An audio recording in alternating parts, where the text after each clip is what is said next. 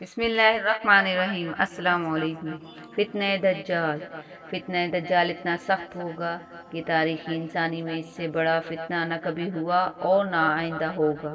اسی لیے تمام انبیاء کرام اپنی اپنی امتوں کو اس سے خبردار کرتے رہے، مگر اس کی جتنی تفصیلات رسول اللہ صلی اللہ علیہ وآلہ وسلم نے بتائیں، کسی اور نبی نے نہیں بتلائیں۔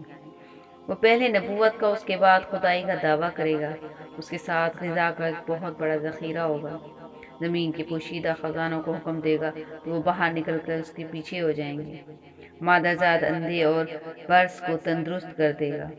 اللہ تعالیٰ اس کے ساتھ شیاطین بھیجے گا جو لوگوں سے باتیں کریں گے۔ ویڈیو میں ہم اس طویل حدیث کا ذکر کریں گے جسے حدیث جساسہ کہتے ہیں، جس کے مطابق صحابی رسول حضرت تمیم داری نے ایک مرتبہ دجال سے ملاقات کی تھی اور اسلام لانے کے بعد انہوں نے نبی کریم صلی اللہ علیہ وآلہ وسلم کو اس واقعے کے بارے میں بتایا، لہٰذا آپ نے اس واقعے کی تصدیق کی اور ایک طویل خطبہ دیا۔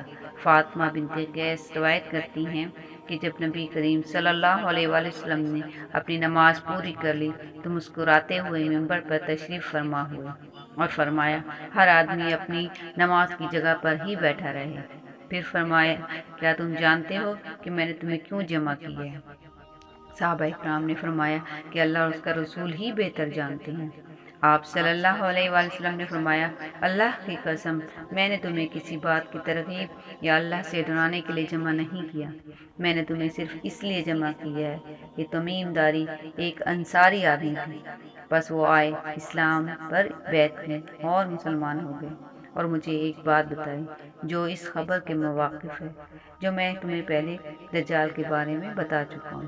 چنانچہ انہوں نے مجھے خبر دی کہ وہ بنو لخم اور بنو جذام کے 30 آدمیوں کے ساتھ ایک بحری کشتی میں سوار ہوئے، بس انہیں 1 ماہ تک بحری موجیں دھکیلتی رہیں۔ پھر وہ سمندر میں ایک جزیرے کی طرف پہنچے، یہاں تک کہ سورج غروب ہو گیا تو وہ چھوٹی چھوٹی کشتیوں میں بیٹھ کر جزیرے کے اندر داخل ہوئے۔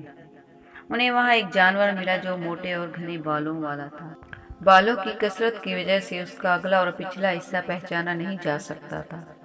بس انہوں نے کہا، تیرے لیے ہلاکت ہو، تو کون ہے؟ اس نے کہا، میں جساسہ ہوں۔ ہم نے کہا، جساسہ کیا ہوتا ہے؟ اس نے کہا، اے قوم، اس آدمی کی طرف گرجے میں چلو، کیونکہ وہ آدمی تمہاری خبر کے بارے میں بہت شوق رکھتا ہے۔ پر جب اس نے ہمارا نام لیا تو ہم گھبرا گئے کہ وہ کہیں جن نہ ہو، لہٰذا ہم جلدی جلدی چلے، یہاں تک کہ گرجے میں داخل ہو گئے۔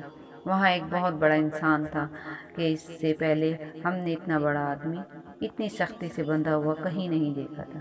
اس کے دونوں ہاتھوں کو گردن سے باندھا ہوا تھا اور گھٹنوں سے ٹخنوں تک لوہے کی زنجیروں سے جکڑا ہوا تھا۔ ہم نے کہا، تیرے لیے ہلاکت ہو، تو کون ہے؟ اس نے کہا کہ تم میری خبر معلوم کرنے پر قادر ہو ہی گئے ہو، تو تم بتاؤ کہ تم کون ہو؟ انہوں نے کہا، ہم عرب کے لوگ ہیں۔ ہم دریائی جہاز میں سوار ہوئے تو سمندر کو جوش میں پایا۔ سمندر کی موجیں 1 مہینہ تک ہم سے کھیلتی رہیں، پھر ہمیں تمہارے اس جزیرے تک پہنچا دیا۔ اس نے کہا، تم مجھے بیسان کے باغ کے بارے میں خبر دو۔ ہم نے کہا، اس کی کس چیز کے بارے میں تم معلوم کرنا چاہتے ہو؟ اس نے کہا کہ میں اس کی کھجوروں کے پھل کے بارے میں پوچھنا چاہتا ہوں۔ ہم نے کہا، ہاں، پھل آتا ہے۔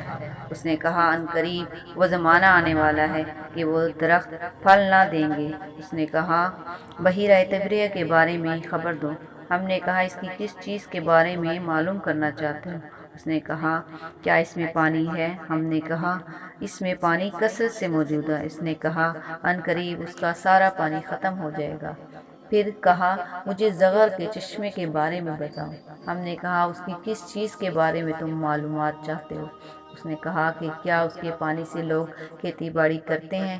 ہم نے کہا، وہ کثیر پانی والا ہے اور وہاں کے لوگ اس کے پانی سے کھیتی باڑی کرتے ہیں۔ پھر اس نے کہا، مجھے امیوں کے نبی کے بارے میں خبر دو کہ اس نے کیا کیا۔ ہم نے کہا، وہ مکہ سے نکلے اور یثرب یعنی مدینہ میں اترے ہیں۔ اس نے کہا، کیا راستے میں عروا نے جنگ کی ہے؟ ہم نے کہا، ہاں۔ اس نے کہا، اس نے اہل عرب کے ساتھ کیا سلوک کیا؟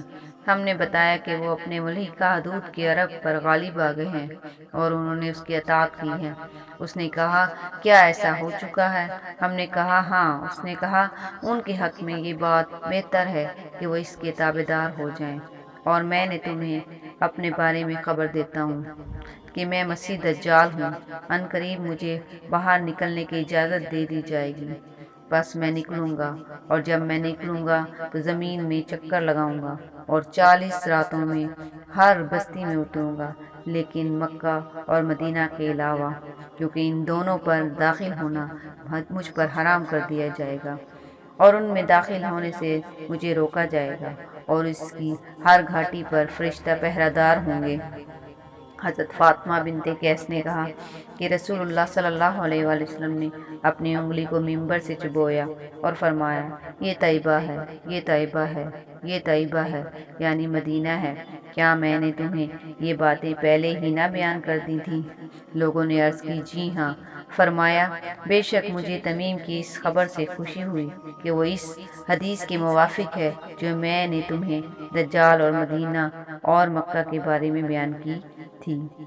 آگاہ رہو، دجال شام یا یمن کے سمندر میں ہے نہیں، بلکہ وہ مشرق کی طرف ہے، وہ مشرق کی طرف ہے، وہ مشرق کی طرف ہے۔ اور آپ صلی اللہ علیہ وآلہ وسلم نے اپنے ہاتھ سے مشرق کی طرف اشارہ کیا۔ بس میں نے یہ حدیث آپ صلی اللہ علیہ وآلہ وسلم سے یاد کر لی۔ امید ہے آج کی یہ ویڈیو آپ کو پسند آئی ہوگی۔ مزید ایسی ویڈیو کے لیے چینل کو سبسکرائب لازمی کیجیے گا تاکہ آنے والی ہر نئی ویڈیو پہلے آپ تک پہنچے۔ Thanks for watching.